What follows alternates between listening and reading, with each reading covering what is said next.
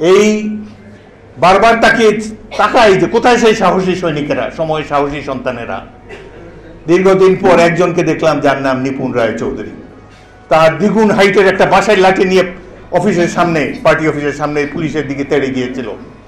সে তো একজন, এরকম আরো হাজার হাজার নিপুণ রায় চৌধুরী আমাদের প্রয়োজন। বহুদিন পর এইখানে প্রেস ক্লাবের সামনে ছাত্র দলের একটা ছেলেকে দেখলাম একটা লাঠি নিয়ে পুলিশের দিকে তেড়ে গিয়েছে। নিপুণ রায়কে অনুসরণ করি, আমরা তার মুক্তি কামনা করি। আজকে নিপুণ রায় কারাগারে, আমরা সবাই একটি বৃহৎ কারাগারে রয়েছি। তবু আজকে এই দিনে সময়ে সাহসী সন্তানদেরকে দেখে আমরাও উজ্জীবিত হয়েছি। ব্যক্তিরা হেঁটে যাচ্ছে, প্রাণের কোনো স্পন্দন তাদের মধ্যে নাই। 71 সালে গ্রামের যে ছেলেটি ক্লাস 9-এ 10-এ পড়তো, কলেজের ফার্স্ট ইয়ার সেকেন্ড ইয়ারে পড়তো, এরা এক একটা যে কি অগ্নিস্ফুলিঙ্গ ছিল, না দেখলে বিশ্বাস করা যায় না। শত শত কিশোরের দল রাস্তায় যখন বেরোতাম 71 সালে সীমান্ত এলাকায়, শত শত কিশোর দৌড়ে এসে বলতো, স্যার একটা গ্রেনেড দেন, কিভাবে রাইফেল চালা একটু দেখিয়ে দেন, আমাকে একটা গ্রেনেড দেন, শত্রুর বাংকার দেখিয়ে দেন, আমি একাই যাব। একাই গিয়ে এই বাংকারে গ্রেনেড নিক্ষেপ করে তাদেরকে হত্যা করব, আমি মারা গেলে গেলাম। এটা কোনো নাটকের ডায়লগ নয়, সত্যি সত্যি এই কথা আমি অনেকের মুখে শুনেছি। তাদেরকে আমার সেনা দলে ভর্তি করেছি। 9 মাসব্যাপী যুদ্ধে অনেক বীরত্বের স্বাক্ষর তারা রেখেছে। দুঃখের বিষয়, ইতিহাসে তাদের কথা লেখা নেই। ইতিহাসে যাদের কথা লেখা, যুদ্ধ থেকে বহু দূরে তারা ছিলেন। আজকে বলতে দ্বিধা নেই, যদি কালুরঘাট বেতার কেন্দ্র থেকে মেজর জিয়াউর রহমান স্বাধীনতার ঘোষণা না দিতেন, যে আমরা বিভিন্ন ক্যান্টনমেন্ট থেকে বাঙালি সৈনিকেরা বিদ্রোহ না করতাম, এই দেশে মুক্তিযুদ্ধ হতো না।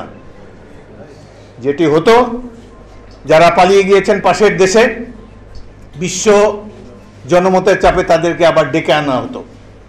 যেহেতু পাকিস্তানিরা 25শে মার্চ তারিখে একটি বর্বর গণহত্যা চাপিয়ে দিয়েছে দেশবাসীর উপরে, সারা বিশ্ব তাদের বিরুদ্ধে ছিল। এই বিশ্ব জনমতের চাপেই আবার শেখ মুজিবুর রহমানকে প্রধানমন্ত্রী বানানো হতো। যারা ভারতে ছিলেন তাদেরকে ডেকে এনে জাতীয় সংসদ আবার চালু করা হতো। পাকিস্তান আজও থাকতো, মুক্তিযুদ্ধ আর হতো না। মুক্তিযুদ্ধ করেছে ওই যে স্বাধীনতার ডাক জিয়াউর রহমান দিয়েছে।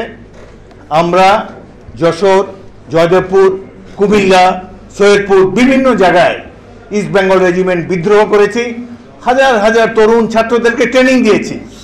সবাই দৌড়ে এসে বলেছে, স্যার অস্ত্র দেন, আমরা যুদ্ধ করতে চাই, দেশমাতৃকাকে মুক্ত করতে চাই। অদ্ভুত এক উন্মাদনা ছিল সেদিন মানুষের মনে। সেই উন্মাদনা কাজে লাগিয়ে আমরা যুদ্ধ করেছি, বিজয়ী হয়েছি। একটি সেনাবাহিনী আরেকটা সেনাবাহিনীর সাথে যুদ্ধ করতে পারে, কিন্তু পাকিস্তানি বড় বড় বাহিনী তারা বাঙালি জাতিকে আক্রমণ করে বসেছে। একটা জাতির সাথে তো কোনো সেনাবাহিনী যুদ্ধ করতে পারে না, সেই জন্যই তাদের পরাজয় হয়েছে। এবং এই মুক্তিযুদ্ধের সূচনা করেছিলেন মেজর জিয়াউর রহমান। আজকে তার খেতাব তারা কেড়ে নিতে চায়। আমি যুদ্ধের 7 মাস তার সাথে অনেক সময় একই বাংকারে ছিলাম। আমরা এই বাঙালি জাতিকে দেখে সাহসে, গৌরবে আমার বুক স্ফীত হয়ে গিয়েছিল। 71-এর যুদ্ধটি ছিল গণতন্ত্রের জন্য যুদ্ধ। আজকে কি দেশে গণতন্ত্র আছে? যেই গণতন্ত্রের জন্য এত মানুষ জীবন দিল, ধীরে ধীরে ধীরে ধীরে সেই গণতন্ত্র বাংলাদেশ থেকে নির্বাসিত হয়ে গিয়েছে। বাক স্বাধীনতা নাই, কথা বলার স্বাধীনতা নাই, নারীদের সম্ভ্রমের কোনো নিশ্চয়তা নাই। অদ্ভুত এক দেশে আমরা বসবাস করছি। কেন এই অবস্থা হলো? স্বাধীনতার পর থেকে যেসব রাজনৈতিক দল, কয়েকটি রাজনৈতিক দল ক্ষমতায় এসেছে, যারা প্রতিবেশী রাষ্ট্রের আজ্ঞাবহ ছিল, বাংলাদেশের মানুষের সাথে কোনো সম্পর্ক ছিল না, তারা বাংলাদেশের স্বাধীনতাও চায় নাই।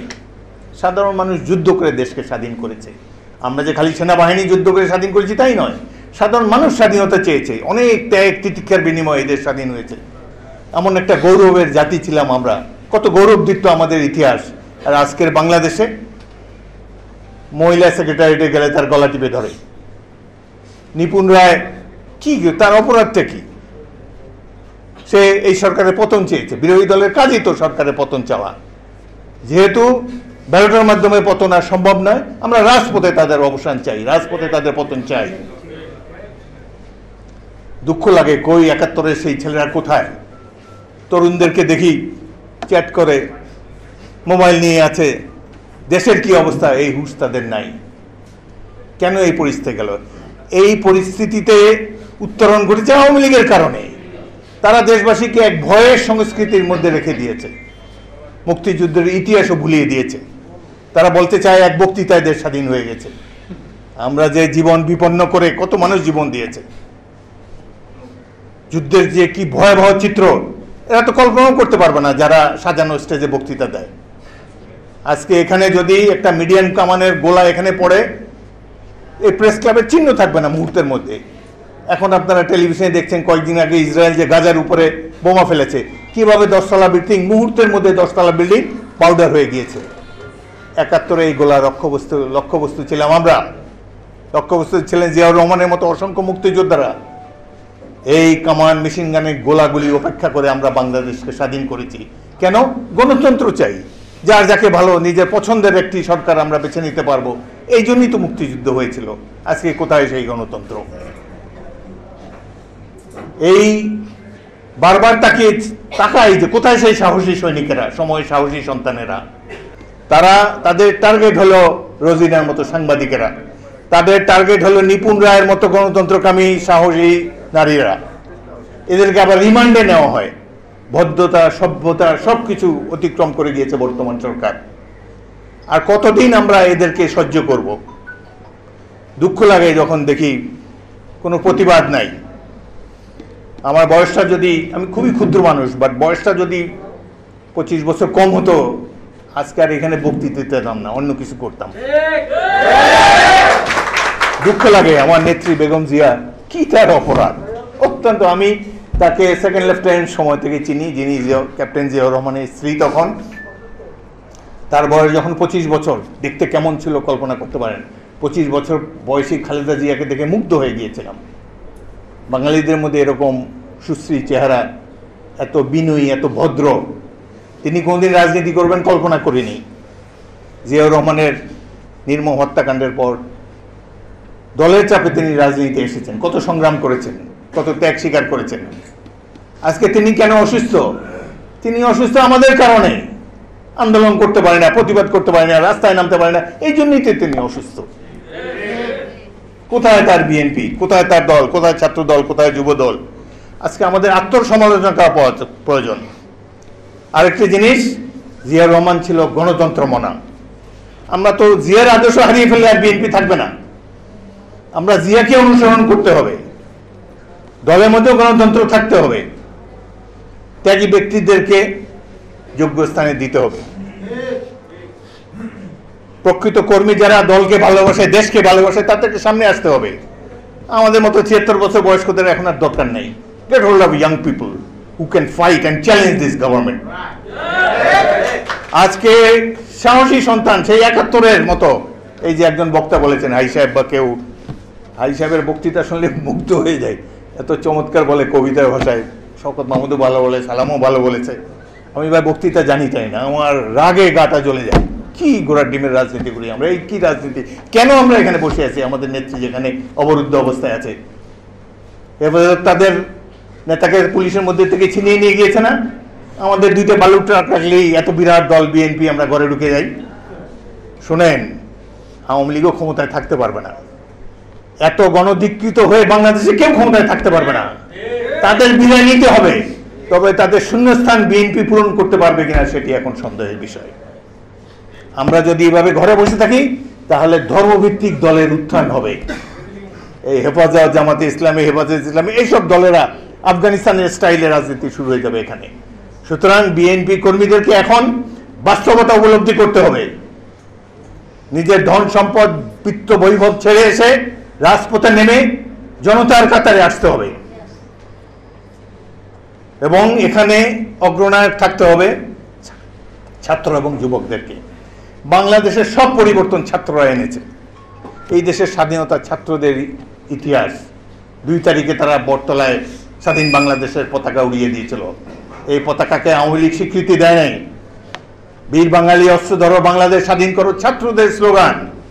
মাওলানা ভাসানী 70 সালে বলেছেন স্বাধীন গণতান্ত্রিক বাংলাদেশ প্রতিষ্ঠার জন্য। কৃতিত্ব অন্যরা নিয়ে গিয়েছে, কিন্তু এই কৃতিত্বের মূল দাবিদার ছাত্ররা, এবং সৈনিকেরা 71 সালে যারা জীবন বাজি রেখে যুদ্ধ করেছে। আজকে আবার আমাদেরকে ঐক্যবদ্ধ হতে হবে। যারাই এই সরকারের বিরুদ্ধে আন্দোলন করবে আমরা তাদের সাথে আছি, তাদের পাশে থাকবো। আগে দুঃশাসনের অবসান হোক, তারপর নির্বাচন হলে তো বিএনপি আছেই। কোনোদিন যদি ব্যালটের মাধ্যমে নির্বাচিত হয়, বর্তমান বাস্তবতায় আমাদের কাউকে আর যেতেও হবে না নির্বাচনী এলাকায়। দুঃখ লাগে, গত নির্বাচনে একজন প্রার্থী ছিলাম, গত 3টা নির্বাচনে ভোটই দিতে পারি নাই। 18 নির্বাচনে লঞ্চে করে যাব, রওনা দিদিপাড়ার থেকে শুনি সদরঘাটে আমার লঞ্চই ভেঙে দিচ্ছে। আমার এলাকা 200 মাইল দূরে, এই লঞ্চে উঠতে পারলাম না। গেলাম নির্বাচন কমিশনে, পরের দিন তারা পুলিশ এসকর্ট দিল। এটা নিয়ে বলায় আমার নির্বাচনী এলাকা গেলাম। 8 বছর পরে নদীর পারে 30,000 লোক আসছে লঞ্চ ঘাটে, তাদেরকে নিয়ে 9 মাইল হেঁটে গেলাম নির্বাচনী এলাকায়। আওয়ামী লীগ এলাকা ছেড়ে পালিয়েছে, 8 বছর পর মেজর হাফিজ আসছে। কিন্তু রাত্রবেলা দেখলাম ভোলার থেকে পুলিশ আসলো, পটুয়াখালী থেকে পুলিশ আসলো, ঘেরাও করে ফেললো। 15 দিন একেবারে বেরিয়ে হতে পারি নাই। নির্বাচনের দিন সকালে পুলিশের দারোগা এসে বলে, sir you are under arrest. আমি ভাই কি অ্যারেস্ট? ঘর থেকে বেরোতে পারলাম, কেন অ্যারেস্ট? আমার বিরুদ্ধে ডিজিটাল লাইনে মামলা হয়েছে, এখনো সেই মামলা হাজিরা দিয়ে যাচ্ছি। আমি চিফ ইলেকশন কমিশনারকে ফোন করলাম, ভাই কি ব্যাপার, বাসা থেকে বেরোতে পারি না, আবার মামলা, গ্রেফতার করতে চায়। উনি ডিসিকে বলেছে আজকে ইলেকশনের দিন, গ্রেফতার করার দরকার নেই, ওনাকে স্পিড বোটে উঠে বরিশালে পাঠিয়ে দেন। বিকালের দিকে একটা স্পিড বোট দিয়েছে, বরিশালে এসেছি, কিন্তু হাজিরা মাপ নাই, এখনো রোজই হাজিরা দেয় সেই মামলায়। কেন মামলা, কিসের মামলা? নিপুণ রায় চৌধুরীও এরকম, কেন মামলা, কিসের মামলা সে নিজেও জানে না। দুঃখ লাগে মেয়েটির জন্যে। তার পিতা খুবই জনপ্রিয় মাগুরা এলাকায়, তার শ্বশুর বিশিষ্ট ত্যাগী রাজনৈতিক কর্মী। আমাদের দৃঢ় বিশ্বাস নিপুণ তার পিতা এবং শ্বশুরকে অতি অল্প দিনের মধ্যেই অতিক্রম করে যাবে। দুঃসাহসী এই মেয়ে, বাঙালি সাহসের পূজারী মেয়ে হয়ে যে সাহস দেখিয়েছে, আমরা তো সেই সাহস দেখাতে পারি না।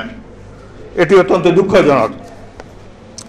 আজকে একটা পুলিশ স্টেটে আমরা বসবাস করছি, যেখানে মানুষের কোনো অধিকার নেই। নির্বাচনে আওয়ামী লীগের কিছু করতে হয় না, পুলিশ বাহিনী যা করার করে দেয়। তাদেরকে গুনে গুনে টাকা পাঠানো হয় প্রত্যেক থানায়। কি দেশে আমরা বসবাস করছি? এই দেশের জন্য জীবন দিতে গিয়েছিলাম, যুদ্ধে আহত হয়েছিলাম। জিয়াউর রহমানের তো আমার বাংকারে আসার কোনো দরকার ছিল না, ইন্ডিয়ার মধ্যেও থাকতে পারতেন অন্যদের মতো। কিন্তু এমন এক সময় আসে 71 সাল, দেশের স্বাধীনতা মানুষের এত প্রিয় যে মানুষ জীবনের বিনিময়ে স্বাধীনতা অর্জন করতে চায়। যে গণতন্ত্রের জন্য আমরা যুদ্ধ করেছি, দুঃখের বিষয় এই গণতন্ত্রকে আওয়ামী লীগ নির্বাসনে পাঠিয়ে দিয়েছে। এই স্বৈর শাসকদের হাত থেকে কবে আমরা মুক্তি পাবো, সেই জন্য কেবলমাত্র আল্লাহর কাছে ফরিয়াদ জানালে হবে না। আল্লাহ তাদেরকে সাহায্য করে যারা নিজেদেরকে সাহায্য করেন। যে জাতি নিজেদেরকে সাহায্য করে, আল্লাহ তাদের সাহায্যে থাকে। সুতরাং আজকে আমরা যেখানে আছি, এখানে এই যে নেতৃবৃন্দের অনেক অভিজ্ঞতা আছে স্বৈর শাসকের বিরুদ্ধে লড়াই করার জন্য। এখন অসুবিধাটা কি? একটা অসুবিধা হতে পারে যে জেনারেল বেশি, সোলজার কম। সোলজার দরকার রাজপথে। এখন সোলজার জোগাড় করেন, ছাত্রদেরকে উজ্জীবিত করেন, বিএনপি নেতৃত্ব সব দ্বিধাদ্বন্দ্ব ঝেড়ে আমরা একটা জাতীয় ঐক্যমত সৃষ্টি করি। সম্মিলিত বিরোধী দল হোক, যার নেতৃত্বে বিএনপি থাকবে। আমরা আগের মতো যা ওই 1918 সালের মতো অমুক সাহেবকে বিজ্ঞ ব্যক্তিকে নেতা বানাইতে চাই না। যাদের কোনো নামগন্ধ ছিল না, আজকে সংসদে তাদেরকে দেখি কিভাবে মুজিব কোট লাগিয়ে দানিশ নিয়ে ইলেকশন করেছে, এখন মুজিব কোট লাগিয়ে সংসদে যায়। আমরাই তো সেই সুযোগ করে দিচ্ছি। কোনো দাবি দেওয়া না মানার পর আমরা কেন নির্বাচনে গেলাম, এটি আমার বুঝে ধরে না। আমি খুবই ক্ষুদ্র ব্যক্তি, রাজনীতি কম বুঝি, কিছুই না বিএনপি। তারপরে দুঃখ লাগে অন্যদেরকে নেতা বানাই দিলাম। বিএনপি দেশের জনপ্রিয় দল, সাধারণ মানুষের মধ্যে আর কোনো দলই নেই বিএনপি ছাড়া। তো কেন আমরা তার বেনিফিটটা নিতে পারছি না? কোথায় আমাদের দুর্বলতা? আরেকটা জিনিস, জিয়াউর রহমানের মতো সব মানুষের নেতৃত্ব চাই। জিয়াউর রহমানের মতো জিয়াউর রহমানের আদর্শকে ফলো করলে আমাদের জন্য যথেষ্ট। আমি তার একান্ত সচিব ছিলাম 1.5 বছর। জিয়াউর রহমান 6 বছরে দেশের রাষ্ট্রপতি ছিলেন। মৃত্যুর পর দেখা গেল একটা ব্যাংক অ্যাকাউন্ট নাই, টাকা নাই, কিছু নাই, একটা বাড়ি নাই ঢাকা শহরে। আজকে আমরা কত বিত্ত বৈভবের মালিক, কোথায় জিয়াউর রহমানের আদর্শ? আসুন আমরা সবাই মিলে জিয়াউর রহমানের আদর্শে একত্রিত হই, নিপুণ রায়কে অনুসরণ করি, আমরা তার মুক্তি কামনা করি। আজকে নিপুণ রায় কারাগারে, আমরা সবাই একটি বৃহৎ কারাগারে রয়েছি। তবু আজকে এই দিনে সময়ে সাহসী সন্তানদেরকে দেখে আমরাও উজ্জীবিত হয়েছি। এখানে বুলবুল আছে, বুলবুল দুঃখ লাগে, আমরা সব মেয়রদেরকে নিয়ে বিভিন্ন শহরে কয়েকটা মিটিং আমরা করেছি। নির্বাচনে এরা তো ভোট কেন্দ্রেই যেতে পারে নাই। রাজশাহীর মেয়র তো বুলবুল, এখন যদি ভোট গণা হতো বা ভোটে যেতে পারতো কোনো ইয়ে, তো সব জায়গায় প্রত্যেকটা মেয়র নির্বাচনে আমরা জিতেছি। সুতরাং এদের কাছে আর নির্বাচনের মাধ্যমে ক্ষমতা যাবো এই আশা রাখার আর দরকার নাই। এখন রাজপথে তুমুল গণ আন্দোলন আমাদেরকে গড়ে তুলতে হবে এবং সবাই মিলে যারাই আওয়ামী লীগের বিরুদ্ধে রাজপথে নামবে আমরা তাদেরকে সমর্থন করব। আমরা তাদের কাঁধে কাঁধ মিলিয়ে লড়াই করে এই স্বৈর শাসককে বিদায় করে আবার ইনশাল্লাহ এই দেশে গণতন্ত্র প্রতিষ্ঠিত হবে, এই কামনা করে আপনাদের সবাইকে শুভেচ্ছা জানিয়ে বিদায় নিচ্ছি। ধন্যবাদ।